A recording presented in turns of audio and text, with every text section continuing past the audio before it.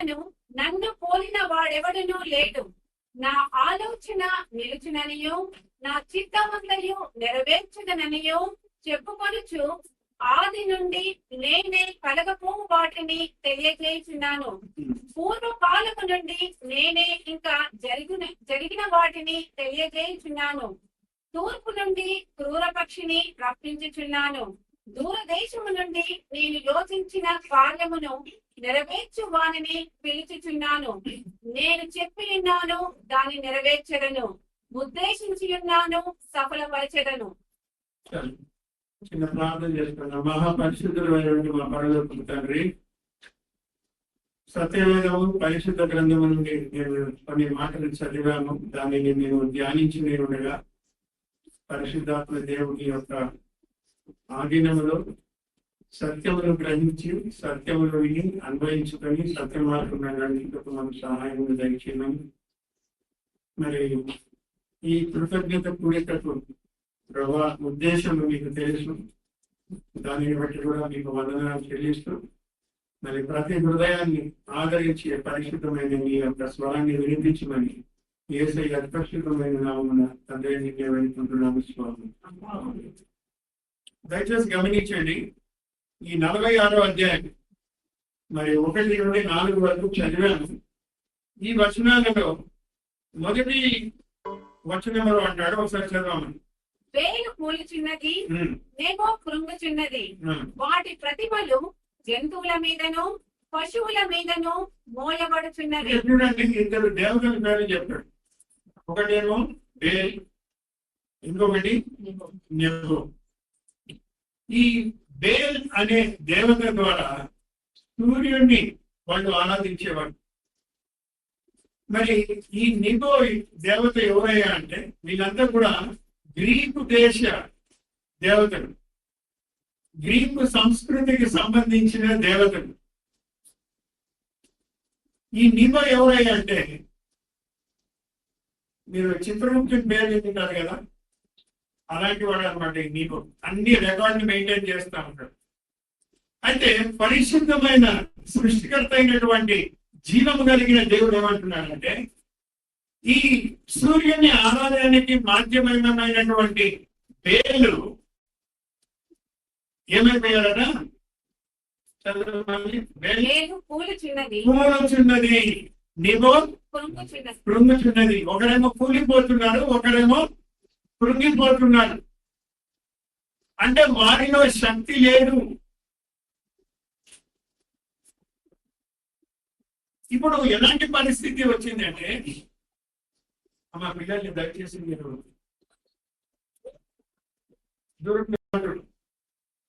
అందుకే ఆయన ఏమంటున్నారంటే, ముదని వచ్చే వరకు నేను నిన్ను ఎత్తుకుంటాను. నాకు ఆ బలం ఉంది, నాకు ఆ శక్తి ఉంది. అవి ఏవైతే ఉన్నాయో వేటి ద్వారా మీరు దేవుడు దేవతలు అనే వారిని మీరు ఆరాధిస్తున్నారో అవి కూలిపోతున్నాయి. వాటికి శక్తి లేదు. ఆఖరికి ఎలాంటి పరిస్థితి వచ్చిందంటే, పశువుల మీద వాటిని మోసుకొని వెళ్ళవలసిన పరిస్థితి వచ్చింది. ఇలా మరి తమను తాము నిలబెట్టుకోలేక పశువుల మీద ఆధారపడుతూ ముందుకు సాగిపోవడానికి సాగిపోయేవాడు మిమ్మల్ని ఏమి రక్షిస్తారు? మిమ్మల్ని వాళ్ళు ఏ విధంగా మిమ్మల్ని ఎత్తుకుంటారు? ఏ విధంగా సంరక్షిస్తారు? అందుకే ఏమంటున్నాడంటే 45వ అధ్యాయంలో మనం చూశాము, ప్రతి దేవత, ప్రతి నాలుక, ప్రతి మోకాలు నాకు వంగుతుంది. మీకు తెలుసు, మనము గ్రీకు దేవుల గురించి మనం దానిలో చేసినప్పుడు ఈ బెల్ అనేది దేవత, షాజర్ దేవుడు సంబంధించిన అనే దేవత సంబంధించిన వాళ్ళు దేవతల పేర్లు పెట్టుకున్నారు. కానీ దేవతలకు సంబంధించిన పేర్లు ఉన్నాయి, కానీ దేవతలకే శక్తి లేకున్నప్పుడు మరి మిమ్మల్ని మీరు ఏ విధంగా సంరక్షించుకుంటారు? అందుకే నేను చెప్పినాను ఇంతకుముందు, వాటిలో జీవము లేదు, శక్తి లేదు. కనుక తమ్ముని తామే నిలబెట్టుకోలేని వారు ఏ విధముగా ఇతరులను నిలబెడతాడు, ఏ విధముగా ఇతరులను సంరక్షిస్తాడు. నేనే సృష్టికర్తను, నేనే మిమ్మల్ని మోయవాడను అని ఆయన అక్కడ చెప్తున్నాడు. ఎంతవరకు మోసగలగా? ముదని వచ్చే వరకు, వృద్ధాప్యం వచ్చే వరకు. వృద్ధాప్యం అంటే మనకి తెలియదు, సాధారణంగా మన దేశంలో కానీ ఎక్కడైనా కానీ ప్రపంచంలో వృద్ధులు అనగానే 60 సంవత్సరాల వాడి పైబడిన వాళ్ళు వృద్ధులు అంటారు. కానీ అక్కడ ఏం చెప్తున్నాడంటే అంటే నీకు చేతకాక నీవు నడవలేని స్థితిలో ఉన్నంత వరకు నేను నిన్ను ఎత్తుకుంటున్నాను. ఇప్పుడు అమ్మగారు వచ్చాడు, సంపూర్ణంగా కూర్చోడా, కింద కూర్చున్నాను 93, 94 సంవత్సరాలు. మా అమ్మగారు కింద కూర్చున్నాడు 93, 94 సంవత్సరాలు. ముదిమి వచ్చే వరకు నేను నిన్ను ఎత్తుకున్నవాడు. కృష్ణుడి జీవితంలో కూడా 75 సంవత్సరాలు ఆయన ఆ విధంగా 9 నుండి 11 వచనాల్లో అక్కడ ముఖ్యంగా 10 విషయాలు చెప్తున్నాడు. ఏమంటున్నాడంటే, నేనే దేవుడిని మొట్టమొదటిది, రెండవది నేను తప్ప వేరొక దేవుడు లేడు, మూడవది నా వంటి దేవుడు ఎవరు కూడా లేరు. ఇంకోటి ఏం చెప్పాడంటే, ఇది చాలా ప్రాముఖ్యమైనది. నాలుగవది ఏమన్నాడంటే, ఆది నుండి ఏమి జరుగుతుందో ఏమి జరగబోతుందో తెలియజేసిన వాడు నేను తప్ప ఎవరు కూడా లేరు. అంటే నీ భవిష్యత్తు గురించి ఎరిగిన వాడిని నేను కాబట్టి ప్రతి వ్యక్తి ఈ లోకంలో పుట్టిన ప్రతి వ్యక్తి యొక్క భవిష్యత్తు దేవుడు ముందే ఎరిగాడు. అది ఆయన మనకు తెలియజేస్తాడు. సాధారణంగా మనం ఏం చేస్తామంటే, మన భవిష్యత్తును మనమే నిర్ణయించుకుంటాం. ఇట్లా చేస్తే బాగుంటుంది, ఈ చదువు చదివితే బాగుంటుంది, ఇల్లు ఈ విధంగా కట్టుకుంటే బాగుంటుంది, పలానా ప్రాంతంలో పోయి నివసిస్తే బాగుంటుంది. కానీ దేవుడు ఏమంటున్నాడంటే, నీ యొక్క భవిష్యత్తును నేను ఎరుగుదు. ఎవరు కూడా దేవతలు అనే వాళ్ళలో ఎవరు కూడా భవిష్యత్తు గురించి చెప్పలేదు. మనుషులు రాశారు ఈ విధంగా జరుగుతుంది, వారి జీవితాల్లో ఈ విధంగా జరిగిందని రాశారే కానీ యెహోవా దేవుడి తప్పించి ఎవరు కూడా భవిష్యత్తును చెప్పలేదు. అంతేకాకుండా ఏవైతే ఇంకా జరగలేదో, అంటే ఏవైతే ఇంతవరకు జరగలేదో దాని గురించి నేను చెప్పిన వాళ్ళను, ఏవైతే ఇంకా జరగబోతాయో దానిని కూడా నేను చెప్పిన వాళ్ళను, నేను ప్రవచించిన వాళ్ళను, దానిని నేను తెలియజేసిన వాళ్ళను అని అంటున్నాడు. అది ఆరవది ఏమంటున్నాడు అంటే, నేను ఏమి పలుకుతానో అది నెరవేరుస్తాను. అంటే ఒక మాట ఇచ్చి తప్పని వాడు, మాట ఇచ్చి రాముడిని మర్యాద పురుషోత్తముడు అంటాడు. ఎందుకంటారు? మీరే చెప్తారు. తండ్రికి ఇచ్చిన మాట. అయితే ఒకరు వచ్చి అడిగారు, అయ్యా ఒకవేళ నువ్వు విభీషణుడిని రాజుగా చేశావు కదా, ఒకవేళ రావణాసురుడే పశ్చాత్తాపడి వస్తే నువ్వు ఏం చేసేవాడు? ఆయన అన్నాడంటే నా రాజ్యాన్ని ఇచ్చడం. అందుకే ఆయన మర్యాద.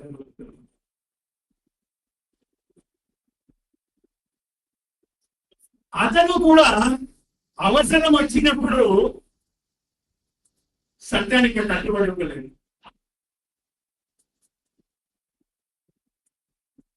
అది ఈడేమంటున్నాడంటే, నేను ఏ మాటనైతే ఇస్తానో దానిని తప్పకుండా నెరవేరుస్తాను. అంతేకాకుండా నేను చెప్పినప్పుడు తూర్పు నుండి ఆకాశ పక్షులు వస్తాయి. అంతేకాకుండా ఏ మనిషిని ఎప్పుడు ఎక్కడ నడిపించాలో నాకు బాగా తెలుసు. నరేందర్ని నడిపిస్తున్నాడు, ఒకసారి ఇక్కడికి ఒకసారి అక్కడికి. ఆయన అనుకుంటుంటాడు, నాకు హైదరాబాద్ పోస్ట్కి వస్తే బాగున్నాడు. కానీ మీరు గమనించిన జ్యోతి కూడా అనుకుంటుండొచ్చు, ఇదే తరగైనప్పుడు నేను చేసుకొని నేను ఊరు తిరుగుతున్నాను, ఎక్కడ పర్మనెంట్ వెలింగ్ లేదు, నా పిల్లలు 3 సంవత్సరాలు అంటే చదవాలి, 4 సంవత్సరాలు ట్రాన్స్ఫర్ తీసుకుని పోవాలి. కానీ ప్రతి దాని వెనక దేవుని ఉద్దేశం అంటూ ఒకటి.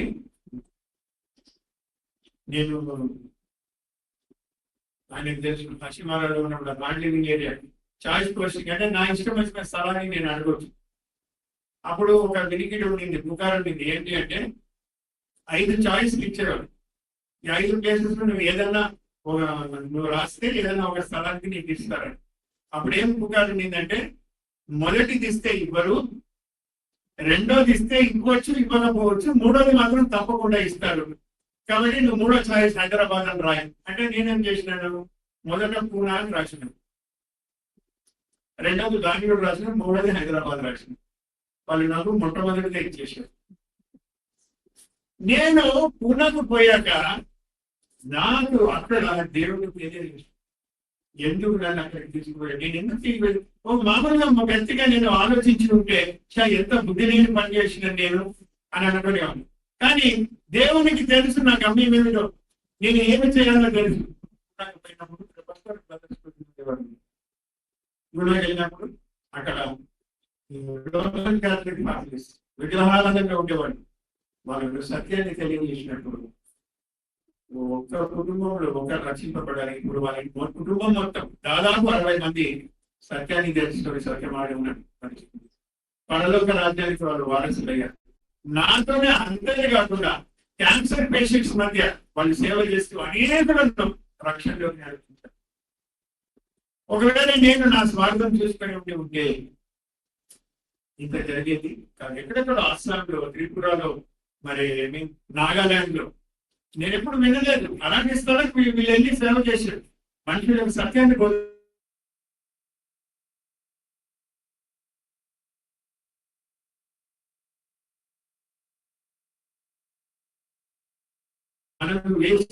ప్రతి ప్రభువుకి బాగా తెలుసు మనం ఎక్కడ ఉండాలి.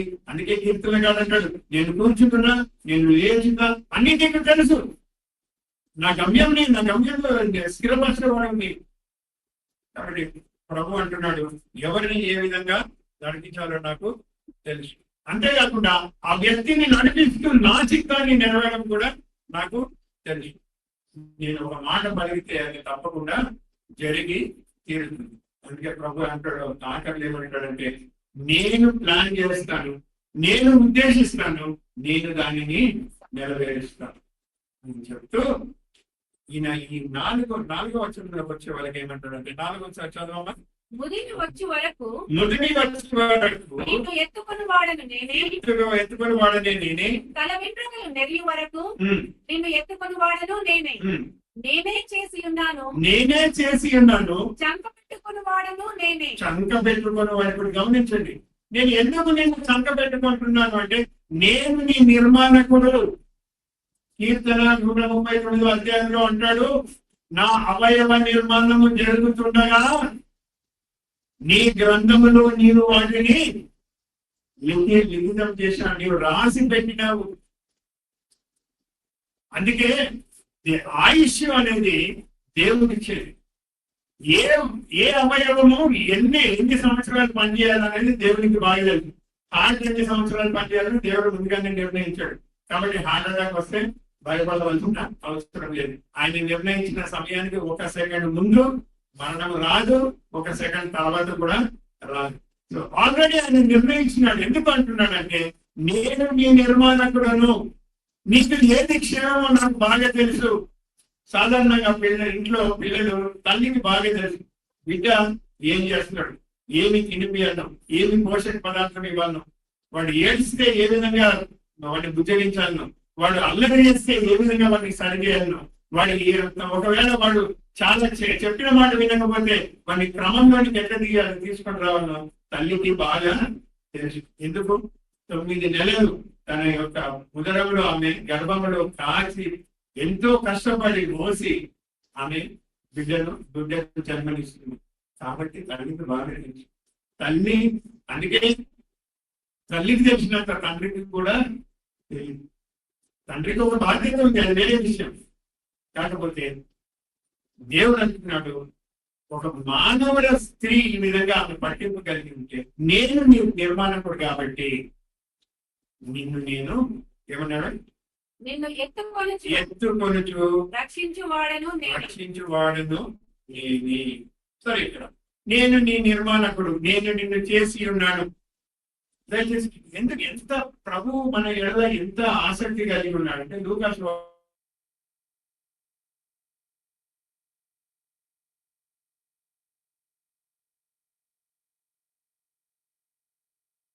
అమ్మబడును కదా అయినను వాటిలో ఒకటైనను దేవుని ఎదుట మరువబడదు.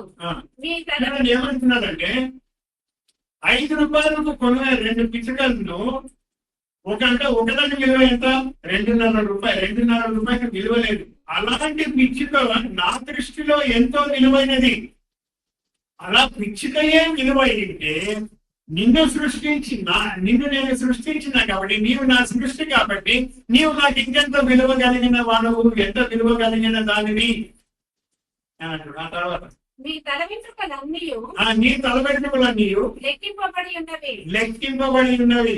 నిజంగా సృష్టికర్త యొక్క ప్రేమ ఎంత గొప్పదంటే, ఆసక్తి అంటే కన్సర్న్ ఎంత గొప్పదంటే వెంట్రుకలు సహితము లెక్క పెట్టడండి. అమ్మ ఎంతమంది తలదూకోకుండా వచ్చారు ఇక్కడ? అవి తలదూకున్నావా? వెంట్రుకలు ఏమన్నా పడ్డాయి తగ్గడం? ముద్దుగడ్డలో వెంట్రుకలు వచ్చాయా? ఎన్ని వచ్చాయి? లెక్క పెట్టలేదు. నువ్వు బాబా పద్మ నీకేమన్నా వచ్చారు? వచ్చాయి. ఎన్ని వచ్చింది? లెక్క పెట్టలేదు. తన స్వంత వెంట్రుకలు దుగ్గంలో దిగుకొని వస్తే ఆమె లెక్క పెట్టలేదు. ఎందుకు లెక్క పెట్టలేదు? ఒకవేళ చూసి ఏం చేసింది?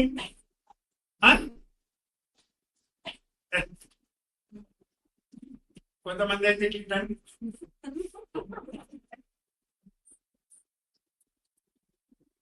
ఎందుకు అట్లా చేస్తావు? నీ వెంట్రుకలు 10 రూపాయలు కింద పడిపోతే ఎంతో ఆసక్తితో విలువలను వేసి చూస్తావే, వెంట్రుకలు పడిపోతే ఎన్ని వెంట్రుకలు పడిపోయి లెక్క పెట్టుకొని నీ సొంత వెంట్రుకలు నీ రక్తంలో నుండి శరీరంలో నుండి వచ్చింది అది. అంటే నీ వెంట్రుకల విషయంలో నీకు నిర్లక్ష్య వైఖరి ఉంది, కానీ నీ వెంట్రుకలను సహితం నేను లెక్క పెట్టినానంటే నీవంటే నాకు అంత పట్టింపు. నీవంటే నాకు అంత పట్టింపు. నేను నీ సృష్టికర్తని, నీ నిర్మాణకుడు కాబట్టి నా సృష్టి నష్టపోకూడదు, నా సృష్టి నాశనమైపోకూడదు, నా సృష్టి నవ్యానికి పోకూడదు. ఇది నా యొక్క ఆసక్తి. ఇది నేను ఎంతో నీ ఎడని నేను ప్రేమ చూపిస్తున్నాను, కన్సర్న్ కలిగి ఉన్నాను అని ఆయన చెప్తున్నాను. మరి దేవుడు మనిషిని సృష్టించినప్పుడు ఏ విధంగా సృష్టించాడంటే తన యొక్క స్వంత రూపమున తన స్వభావం చెప్పున దేవుడు మానవుడిని సృష్టించాడు.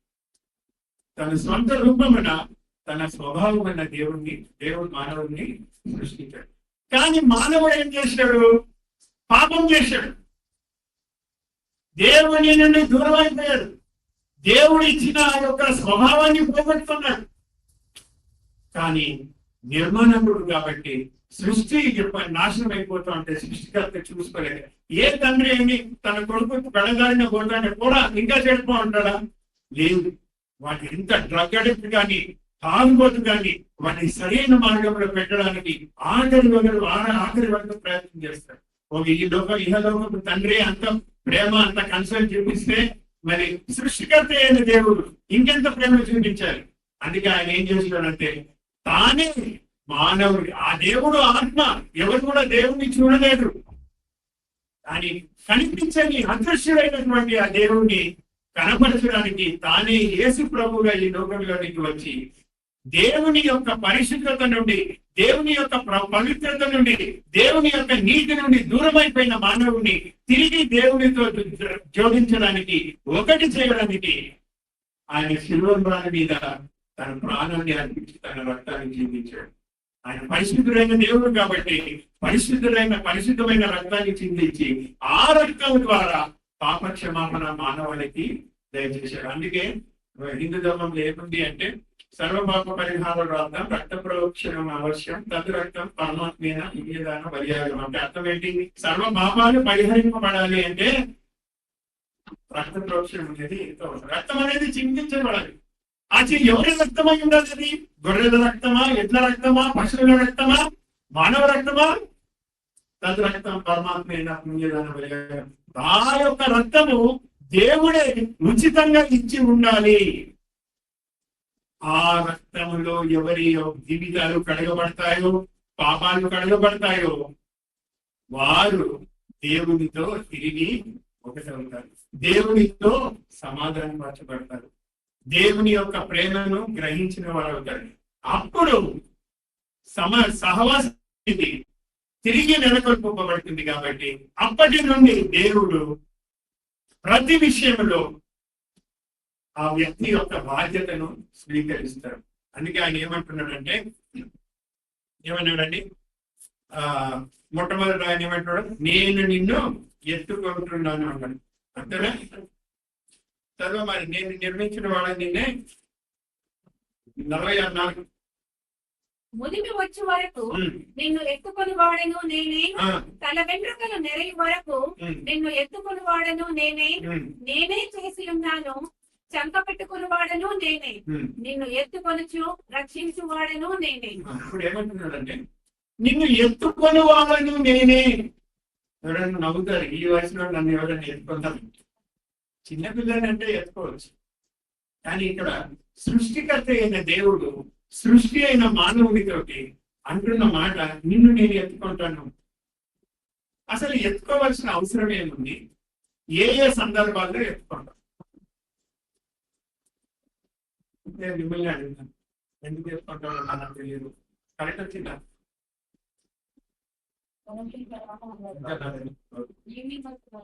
ఓకే, చెప్పండి. పడిపోయినప్పుడు కష్టాలు, ఎత్తుకోలేదు కష్టాలు అడిగాను. సరే, సింపుల్ గా తల్లి తండ్రి చిన్న బిడ్డ అనుకోండి, వాళ్ళని ఎత్తుకుంటుంది. సో ఏ ఏ సందర్భాల్లో ఏ ఏ సమయాల్లో ఎత్తుకుంటారు? ఏమండి? ఏడ్చినప్పుడు ఎత్తుకుంటారు. అందుకే పిల్లలు ఎత్తుకుంటున్నారు, ఎప్పుడైనా పిల్లల్ని జరుపుకుంటున్నారు. సరే, నేను ఆల్రెడీ మా అమ్మని జడగొట్టేసి, ముద్దు వచ్చినప్పుడు ఎత్తుకుంటాడు, పడిపోయినప్పుడు ఎత్తుకుంటాడు. సరే, మంచిది. పదం ముద్దు వచ్చినప్పుడు ప్రేమతోటి, అంటే ప్రేమతోటి ఎత్తుకుంటాడు. అంటే అక్కడ దేవుడు ఏమంటున్నాడు, నేను ఎత్తుకొని వాడని నేనే. అంటే నా ప్రేమను నేను నీకు, నా ప్రేమను ఆల్రెడీ నీకు ఏ విధంగా కనబరచాలో తెలుసా? మానవునిగా నా ప్రియకుమారుని ఈ లోకంలో నీకు పంపి ఆయన చేసిన శిలువ మీద చేసిన ప్రాయశ్చిత్త కార్యం ద్వారా మానవాళికి దేవునికి తిరిగి సంబంధం నేర్పుకుంటాడు. ఆయన నా ప్రేమను ప్రకటించారు. అందుకే బైబిల్ ఏమని చెప్పబడిందంటే, దేవుడు లోకమును ఎంతో ప్రేమించాను కాగా ఆయన తన అద్వితీయ కుమారుని ఈ లోకానికి ప్రాయశ్చిత్త బలిగా పంపించాడు. దీనిని ఎవరైతే విశ్వసిస్తారో వాళ్ళు నశింపక నిత్య జీవానికి వారసులు అవుతారు. అమ్మగారు 75 సంవత్సరాలు అయిపోయింది, మనం అందరం సంతోషిస్తున్నాం. కానీ ఒక దినం ఆమె కూడా తన కన్ను చాలించాలి, నేను కూడా ఈ లోకం విడిచిపెట్టి పోవాలి, దానితో ఈ మానవ జీవితం సమాప్తమైపోతుంది. మరి నిత్య జీవానికి వారసులు కావాలి అంటే హిందూ ధర్మం ప్రకారం 85 లక్షల సార్లు పునర్జన్మ అయితే తప్పించి ఒకడు మోక్షాన్ని పొందలేడు. ప్రతి జన్మలో ఏదో ఒక తప్పు చేస్తాం, ఒక్క తప్పు చాలు మళ్ళీ ఇంకోసారి పునర్జన్మ కోసం. అలా కాకుండా దేవుడు అన్నాడు, ఇదంతా వద్దు, ఒకే ఒక జన్మ నీకు చాలు. నీ యొక్క జీవితం తర్వాత నీకు మరణం తర్వాత నిత్య జీవం. ఆ నిత్య జీవానికి నిన్ను నేను వారసురాలుగా నేను చేయాలనుకుంటున్నాను. అందుకే నా ప్రియకుమారుని లోకంలోనికి పంపిస్తున్నాను. ఆయన యొక్క శిలువ కార్యం మీద, ప్రాయశ్చిత్త కార్యం మీద నీవు విశ్వసిస్తే అది జరుగుతుంది అని.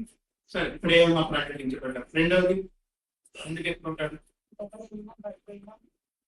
గమనించండి, సాధారణంగా పిల్లలు నడిచేక ముందు వాళ్ళని మనము అంటే నడవలేని పరిస్థితుల్లో ఉన్నప్పుడు, చేతగాని పరిస్థితుల్లో, అంటే ఈ లోకయాత్రలో మనం నడుస్తున్నప్పుడు కొన్నిసార్లు మనతోటి కాదు. ఇంకా ఇవాళ నిన్న మా మనవుని వాకింగ్ తీసుకుపోతున్నాడు. దాదాపు ఒక 1/4 కిలోమీటర్ నడిచిన తర్వాత వాడు నన్ను చూసి, అంటే అర్థం ఏంటి? అంటే నాకు కాళ్ళు నొప్పిస్తున్నాయి, నేను నడవలేను, నన్ను. మన జీవితంలో మనం ప్రయాస పడుతున్నప్పుడు, నడవలేని పరిస్థితుల్లో ఉన్నప్పుడు ఆయన అంటాడు, నేను నిన్ను అంటే ఆయన అంటే ప్రయాసపడి భారత మోస్తున్న సమస్త జనులారా నా ఎందుకు రండి, నేను నీకు విశ్రాంతిని ఇస్తాను, నేను నువ్వు ఎత్తుకుంటాను. సరే, అది రెండవది. మూడవది, బలం ఉంది, నడవడానికి శక్తి ఉంది, కానీ ఇంకోసారి ఎప్పుడు ఎత్తుకుంటాడు? చిన్నపిల్లలు వచ్చినప్పుడు బాగున్నాడు, అంతా బాగుంది, ఆరోగ్యం ఉంది, ఎదుగుతున్నాడు, దింపుతున్నాడు, ఆయన కూడా ఎత్తుకోవచ్చు. వాకింగ్ నడుస్తున్నాడు, లేదు నడుస్తూ ఉంటాను. మనకి పడిపోయిన అంతకుముందు పడిపోకమంటే ఏంటంటే రోడ్డు మీద పోతా అంటే ఇవాళ రేపు మన హైదరాబాద్ అంతా రోడ్డు ఎట్లుంటుంది బాగా గుంత ఉన్నప్పుడు, లేకపోతే మనం మోరీ నీళ్లు రోడ్డు మీద పారి నుంచి సువాసన వస్తున్నప్పుడు చిన్నపిల్లలు దాంట్లో నుండి వెళ్లకుండా ఉంటున్నారు. మనం చిన్నపిల్లలు ఎత్తుకొని అది వారిని నీకు అలాంటి పరిస్థితులు రావచ్చు నీ జీవితంలో.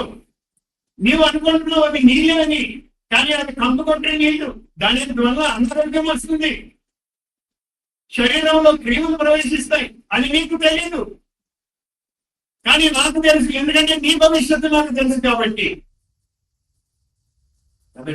నేను నిన్ను ఎన్నుకొని దిక్కు తోచగా ఉన్న పరిస్థితుల్లో నేను ఇంకోసారి కింద పడిన కొన్నిసార్లు మరి నీ జీవితంలో నువ్వు పడిపోయే పరిస్థితుల్లో ఎంతో మంది తమ జీవితాలు నాశనం చేస్తుంది. నీవు అలా పడిపోయిన స్థితిలో ఉన్నా కూడా నేను నిన్ను లేవనెత్తి చంకనా. ఇంకొకటి ముఖ్యమైనది మనం ఆలోచించిన దాని గురించి, కుమారి వెళ్ళలేనా వెళ్ళలేదు. మనము బిడ్డను పట్టుకొని ఇట్లా నడిపిస్తున్నాం, నడుస్తున్నాడు, మాట్లాడుతున్నాడు, ఉన్నట్టుండి పడిపోయింది వచ్చేసినాం, అయిపోయింది. పడిపోయిన స్థితిలో కూడా లేవచ్చేసినాం. ఉన్నట్టు ఏమైపోతుందంటే వాళ్ళ అటెన్షన్ డైవర్ట్ అయిపోతుంది, వాళ్ళని ఏదో ఆకర్షిస్తుంది. వాళ్ళు ఏం చేస్తారు, మన చెయ్యి విడిపించుకొని పరిగెత్తుతూ ఉంటారు అటువైపు. మనం వద్దు, అది మంచిది కాదు, వద్దు వద్దు వద్దు అంటూ ఉంటే కూడా పరిగెత్తుతారు. అంతేనా? నీ పేరేంటి? మాది పక్కన చూస్తున్నాను, సంగీత. అంతేనా?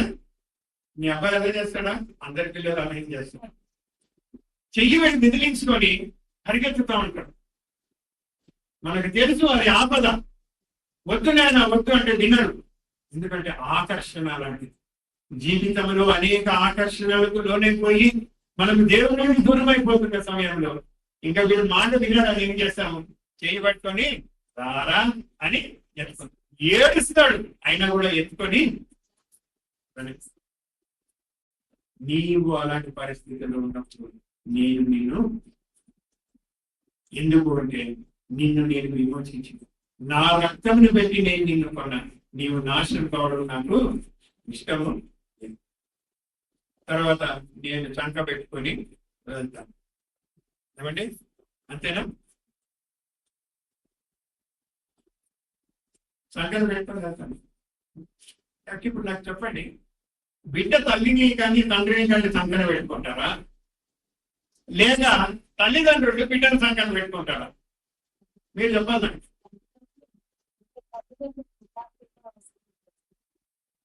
నేను బిడ్డ చిన్న బిడ్డ, మనం చిన్న బిడ్డను ఎందుకని ఇక్కడ భుజాల మీద పెట్టుకుంటాం, అవునా?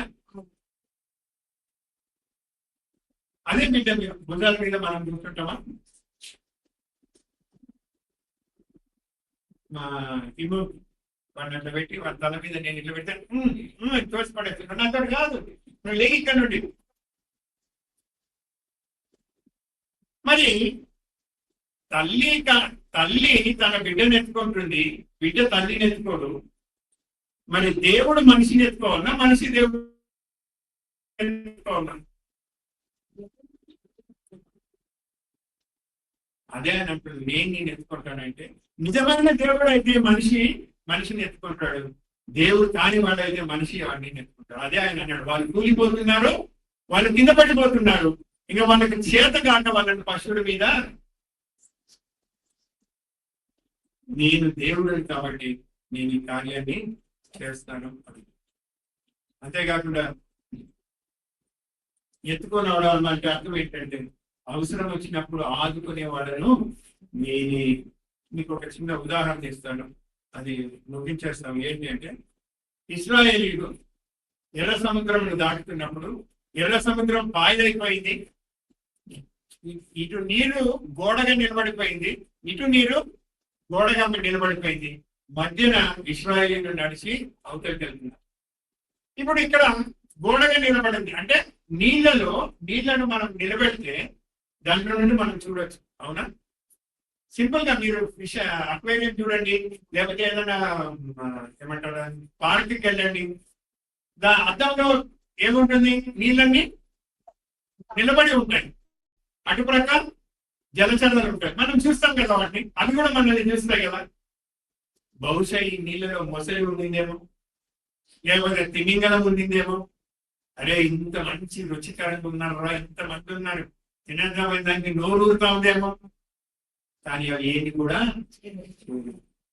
నేను నిన్ను ఎత్తుకొని వాడాలంటే, నీ చుట్టూ ఇలాంటి పరిస్థితులు ఉన్నప్పుడు కూడా నేను నిన్ను వాటి కంటికి నీవు కనిపిస్తావు, నీ కంటికి అది కనిపిస్తుంది, కానీ అది నిన్ను ఏమీ చేయలేదు. అందుకే అన్నాడు, నీకు విరుద్ధముగా నిర్మితమైన ఆయుధము ఏది కూడా వర్ధిల్లదు. ఎందుకు అంటే నీ నిర్మాణకుడు నేను నీ దేవుడనని నువ్వు గ్రహించి నాతో నీవు తిరిగి ఏకమైనావు కాబట్టి నేను నీకు ఇది చేయబోతున్నాను. గమనించండి, కీర్తన 31:23.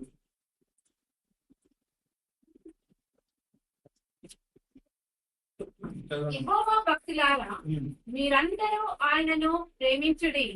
యెహోవా విశ్వాసులను కాపాడును, గర్వంగా ప్రవర్తించే వారికి ఆయన గొప్ప ప్రతీకారము చేయును. తర్వాత 37:28. ఏలయనగా యెహోవా న్యాయమును ప్రేమించువాడు, ఆయన తన భక్తులను విడువడు, వారికెన్నటింది కాపాడబడతారు, కానీ భక్తిహీనుల సంతానము నిర్మూలమగును. చూడండి ఏమంటున్నాడు, ఎవరైతే దేవుని ఎడల భక్తి కలిగి ఉంటారో, అంటే ఆయనతో సరైన సంబంధం కలిగి ఉంటారో వారిని నేను కాపాడుతాను. ఒకవేళ వాళ్ళు నాతో సరైన సంబంధం లేకపోతే వారి కుమార్తెలు కూడా నాశనమై పోతారు. తర్వాత ఇంకోటి ఆఖరిలో ఏమన్నాడు, 4వది, నేను డెలివరీ చేస్తాను, లేకపోతే నేను వాళ్ళని విమోచిస్తాను అని. ఏమన్నాడండి? విమోచన చేస్తాను. గమనించండి, విమోచన 2 రకాలు. ఒకటి శరీర సంబంధమైనటువంటి విమోచన, ఒకటి ఆత్మ సంబంధమైనటువంటి విమోచన. 2 ఉదాహరణలు చెప్పి నేను ముగించేస్తాను, ఎక్కువ సమయం తీసుకున్నాను. 2వ సమూయేలు 22:2. 2వ సమూయేలు. బాబు మీరు కూర్చుంటే బాగుంటుంది, అటు ఇటు తిరగబాకండి. మీ తమిళ పేరు ఏం పేరు? మీ అబ్బాయి పేరు హిందూ? నేతాజీ సుభాష్ చంద్రబోస్. 2వ సమూయేలు 22:2. యెహోవా నా శైలము, నా కోట, నా రక్షకుడు. ఆయన నా శైలము, నా కోట, నా రక్షకుడు అంటే అర్థం ఏంటంటే, నా చుట్టూ ఆయన సృష్టికర్త అయిన దేవుడు ఒక కోటగా ఉంటాడు కాబట్టి బయట నుండి ఎలాంటి శత్రువుకి సంబంధించిన ఆయుధం కానీ నా యొక్క రాజు వచ్చినది నన్ను ఏమి చేయాలి, రావడానికి వీలేదు. ఆయన కోటగా అతడు నా చుట్టూ ఉంటాడు. శారీరకంగా దేవుడు ఆ విధంగా కాపాడు. దానియేలు గ్రంథంలో దానియేలును సింహాసనములో వేసినప్పుడు దేవుడు తన దూతను పంపించి సింహాల నోరు మూయించేశాడు. దేవుడు అనేది శారీరకంగా కాదు, ఆత్మీయంగా దేవుడు ఏ విధంగా కాపాడుతున్నది చాలా ప్రాముఖ్యమైనది. ఒకటి నేను ముగించేస్తాను. హెబ్రీయులకు రాసిన పత్రిక 2వ అధ్యాయం 13 నుండి 15 వచనాలు.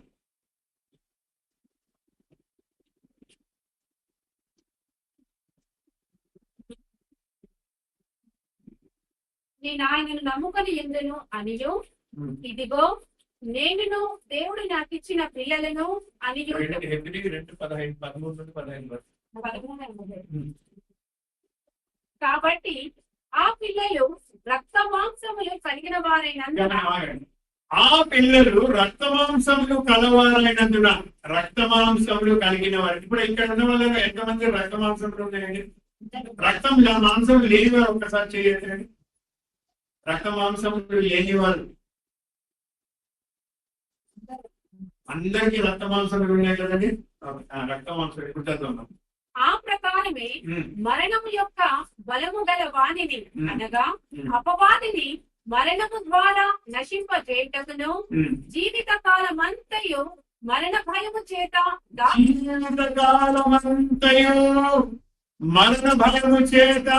దాస్యమునకు లోబడిన వారికి, మరణ అంటే ఆ భయమునకు దాసులైపోయిన వారికి విడిపించుటకును, ఆ భయం నుండి విడిపించుటకు ఆయన కూడా రక్త మాంసములలో మానవ రూపంలో పాలివాడాయను. అంటే అర్థమైందో తెలుసా అండి?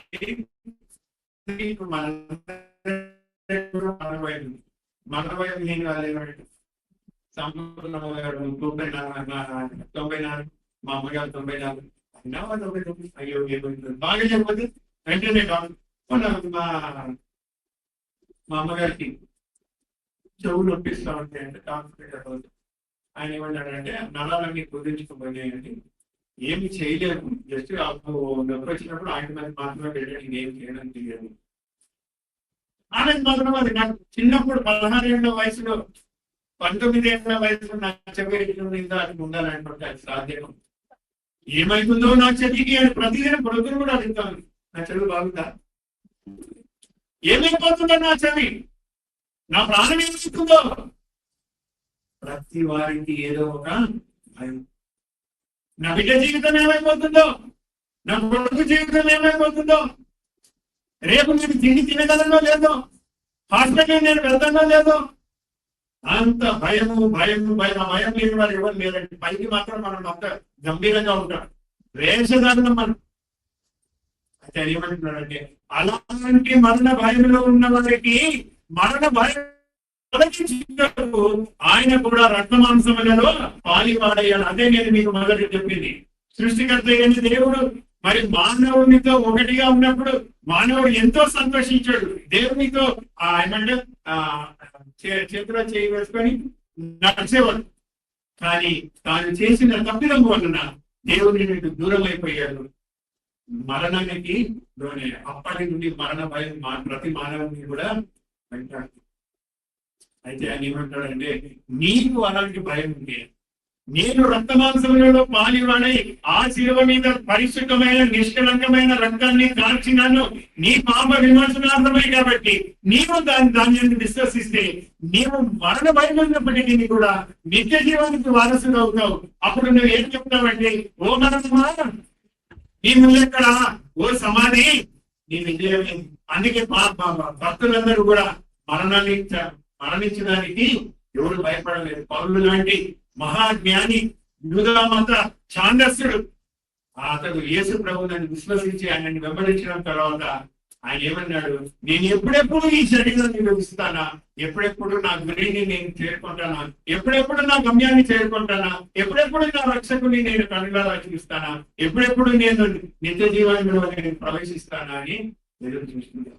నిజంగా దేవుడితో సమాధానం కలిగిన వారు ఎవరు కూడా మరణానికి భయపడరు. వాళ్ళు కూడా సవాల్ విసుకున్నారు, ఏమైనా ఓ మరణమా వస్తావా రా. ఇశ్రాయేలు వెళుతున్నప్పుడు ఇక్కడ నుండి మొసలి తెలిసినప్పుడు వాళ్ళు చేసి వస్తావా రాహా వచ్చిందా. మనం ఈ శరీరం తనను చాలించిన తర్వాత ఆత్మ జీవుడు ప్రాణము నిత్య జీవానికి నిత్య జీవానికి వెళ్ళడానికి దేవుడు మోక్ష మార్గం యేసు ప్రభు వారి శరీరం ద్వారా ఏర్పాటు. ఆయన దృష్టి చనిపోలేదండి, ఆయన పునరుత్థానుడయ్యాడు. కాబట్టి ఆయనను విశ్వసించిన వారు కూడా పునరుత్థానులు అవుతారు, నిత్య జీవానికి వాళ్ళు వారసులు అవుతారు. అందుకే ఆయన ఏమన్నాడంటే, ఇది నువ్వు నీ జీవితంలో నీవు అనుభవపూర్వకంగా తెలుసుకున్నావు కాబట్టి నేను నిన్ను ఏమన్నాడు, నేర్చుకుంటాను, నేను నిన్ను భరిస్తాను, నేను నిన్ను కాపాడుతాను, ముదమి వచ్చే వరకు నేను నిన్ను నీ యాత్రా జీవితం ముగించిన తర్వాత బల మంచి నమ్మకమైన దాసుడా, బల మంచి నమ్మకమైన దాసురా, నువ్వు ఎంతో మంచిగా నాకు అనుగుణంగా నువ్వు నడిచినావు, నేను చెప్పినట్టు నువ్వు చేసినావు కాబట్టి ఇదిగో నీ కోసం నేను నిత్య జీవాన్ని, మహిమను, వైభవాన్ని సిద్ధపరిచాను, నువ్వు దాంట్లో ప్రవేశించుకున్నాను. ఒకవేళ మనకు అలాంటి అనుభవం లేకపోతే మన జీవుడు నరకానికి, నిత్య నరకానికి వెళ్ళిపోతాడు. కాబట్టి అలాంటిది జరగకుండా ప్రతి ఒక్కరు కూడా ఒక నిశ్చయతని తెలుసుకోవాలి. నా రక్షకుడిని నేను తెలుసుకోవాలి, నా సృష్టికర్తని నేను తెలుసుకోవాలి, నా సృష్టికర్తతో నేను ఒకటవ్వాలి, నా సృష్టికర్త చేత నేను మోయబడాలి, నా సృష్టికర్త చేత నేను కాపాడబడాలి, మరణం వచ్చినా కూడా నేను భయపడకుండా ఉండాలి. అదేవిధంగా మరి సహోదరి కుటుంబం జీవితంలో కూడా దేవుడు ఈ అనుభవం ద్వారా ఎన్నో మేలు చేసినందుకు ప్రభువుకి వందనాలు చెల్లిస్తున్నాము. మరి ప్రభువు ఈ వాక్యాన్ని దీవించుగాక.